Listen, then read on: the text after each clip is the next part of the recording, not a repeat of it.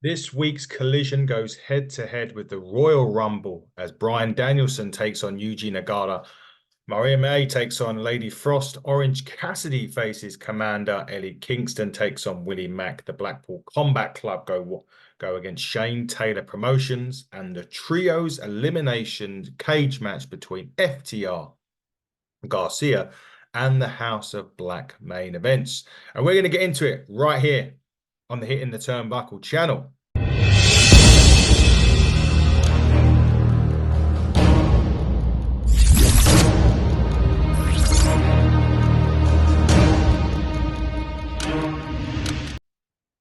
AEW Collision started off this week with the Blackpool Combat Club against Shane Taylor Promotions. So if you remember Rampage, there was that bit with Lee Moriarty and Jon Moxley. They went on competing in a singles match. Shane Taylor at the end and nailed Roxley with the elbow, and they started beating up Jon Moxley. So this week, Collision starts with Claudio Castagnoli and Jon Moxley against the Shane Taylor Promotions. The crowd on this match in particular seemed hot. They loved Moxley and co. And actually, I'm all for seeing more Shane Taylor Promotions on this as well. And the BCC do pick up the win with the again, the Bulldog choke. Shane Taylor goes to sleep on this one. But it was great to see more of Lee Moriarty and Shane Taylor. And again, like I said on the Rampage review, it's all about the reintroduction, sorry, of these people that, not necessarily Shane Taylor, but the Lee Moriartys and people like that. To see that more often, see more of them become more prominent. We get to see them more and we get to understand them a bit more. And it helps when they're then put in matches, maybe later down the line, maybe title eliminators, title contention matches, number one contenders, etc. We understand who they are and where they've been. So really good job on this one. Good start. I say the crowd really helped this, but the Blackpool Combat Club, as always, generally as always, pick up the victory. We go straight away to the International Championship match between Cassidy and Komander. Now, Orange, as those of you know, again, we said it on Rampage, Komander won the freshly squeezed four-way match on Rampage to get this opportunity. And again, Dave makes a good point on this and saying, we didn't expect Orange Cassidy to lose, and he doesn't on this. It was the Orange Punch that wins. But what I would say with this one, and I mean, these two actually work really well together anyway. But I tell you what I did like, and I've been saying it quite a lot, less is more. The Komander on this particular match had kind of toned down a lot of the flippy stuff and flying here, there, and everywhere, doing the rope walk and stuff like that. And when he then done those moves, because there wasn't so many of them, they're more impactful. They make you think, hang on, that's in, he's not done that. And it's sort of more like when he's not doing them so much and so often, they do make for a better match that way. And this is why I keep saying a lot of the time, less is more. And that was the match that really done it for me. Because those moves were toned down, because there was less emphasis on keep flying around every 5 minutes. It really, as I said, it really did make me feel like those moves had more to them. So more of that, please, Komander, if you don't mind.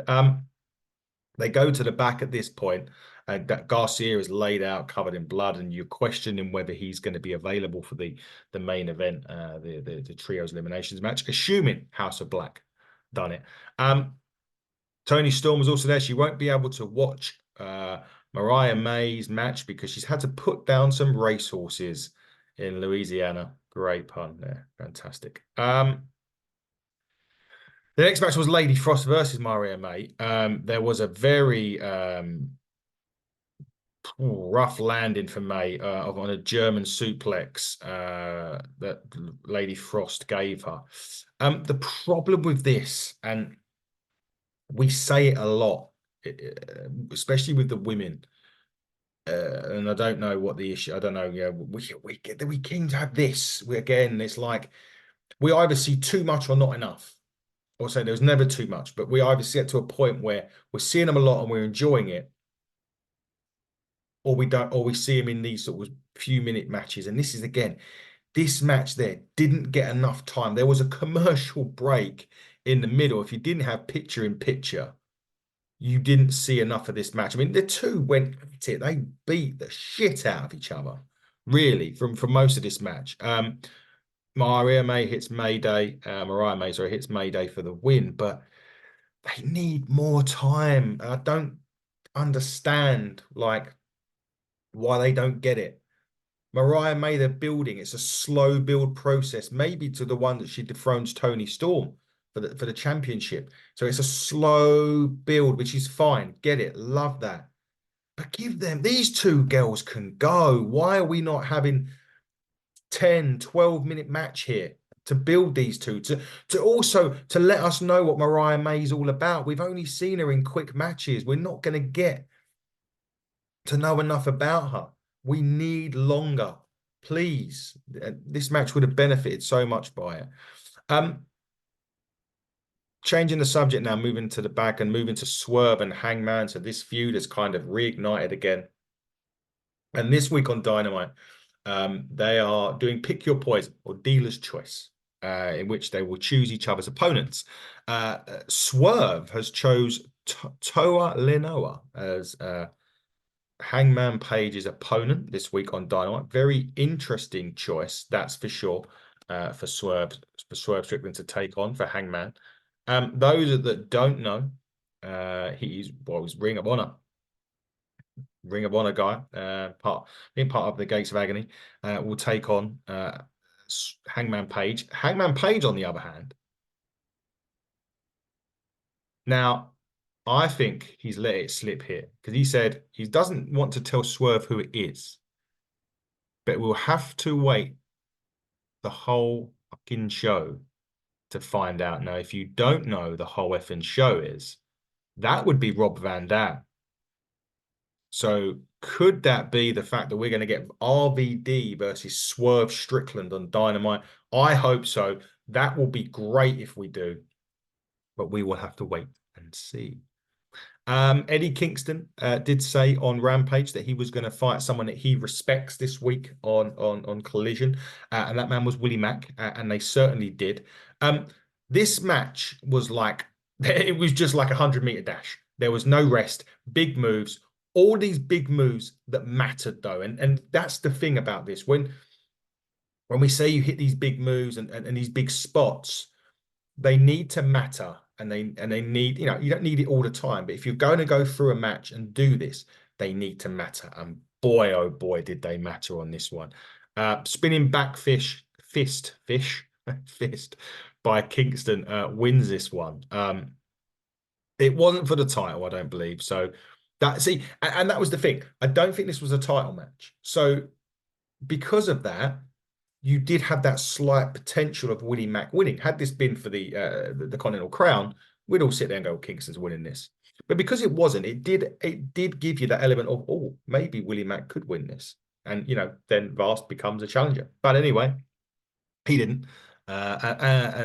Kingston wins. And as he was walking to the back, lo and behold, out comes Danielson for his match with Yuji Nagata. Danielson doesn't even look at Eddie Kingston, which was great on that. Now, Danielson and Nagata, Jesus, wept. I mean, Nagata ain't young, but my God, this match was so good. This was the echelons of technical, submission-based, mat-based wrestling at its finest. That is the simple short term to use for this match. This was brilliant. I absolutely love this match. I mean, as I said, Nagata at his age, to put on a banger like this, you have to be, amazing. Danielson was amazing. He just keeps on going, doesn't he? If this is the last year of Bryan Danielson as a full-time wrestler, we need to enjoy these moments because they're going to be few and far between in the future. What a match this was. Beside a knee from Danielson picks it up and wins the match for Bryan Danielson. But my God, this was so good. Brian Cage was at the back. And he said that the FTW Championship wouldn't be relevant without him. And he's tired of losing titles. Well, here comes Hook. They send for Hook, and Hook should appear. And Kay, and he says anytime Kays wants a shot to call him. Who better than Hook? Interesting that he uses that one. We got the return this week as well on Collision. Serena Deeb versus Robin Renegade. It was absolute dominance from Serena Deeb. It didn't last long.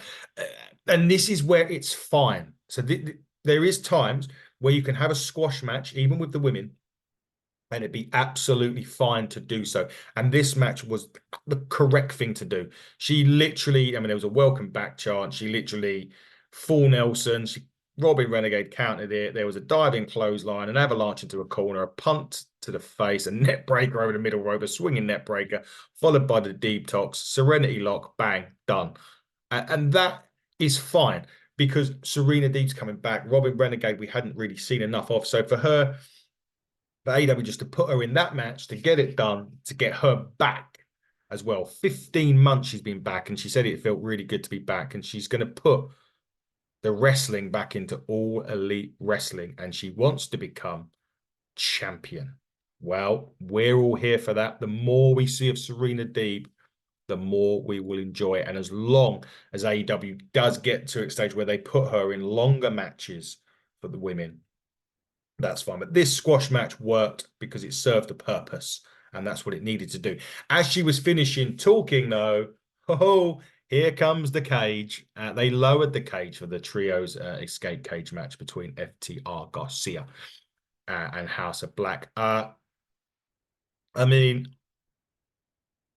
the lights go out during the entrance. They were throwing off a table already. The brawl kicked off before they even got into the cage, for Christ's sake. Oh my God, what a brutal main event. As I said, they started on the floor was the right move because there is only so much that you can actually do in the cage itself. So the fact that they have going from tables and stuff on the floor to the outside is absolutely great.